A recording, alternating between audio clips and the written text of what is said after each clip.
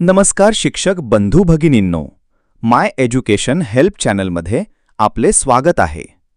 आज आपण एमडीएम पैसे विभागणीबाबत माहिती पाहणार आहोत. महाराष्ट्र शासनाने एमडीएमच्या आहार शिजवण्याच्या दरात 12 जून 2025 रोजी काढण्यात आलेल्या परिपत्रकानुसार पूर्वलक्षी प्रभावाने 1 मे 2025 पासून प्रति विद्यार्थी याप्रमाणे बदल केलेला आहे. दराची इयत्ता 1 ते 5वी साठी विभागणीची टक्केवारी याप्रमाणे आहे.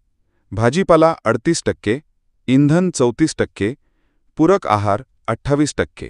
इयत्ता 1 ते 5वी साठी नवीन दर 2.59 रुपये असून त्याची विभागणी याप्रमाणे आहे. भाजीपाला 0.98 रुपये, इंधन 0.88 रुपये, पूरक आहार 0.73 रुपये, एकूण 2.59 रुपये. शापुआ दराची इयत्ता 6वी ते 8वी साठी विभागणीची टक्केवारी याप्रमाणे आहे.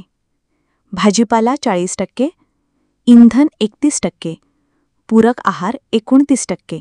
टार्गेट इयत्ता 6वी ते 8वी साठी भाजीपाला 1.55 रुपये, इंधन 1.20 रुपये, पूरक आहार 1.13 रुपये, एकूण 3.88 रुपये.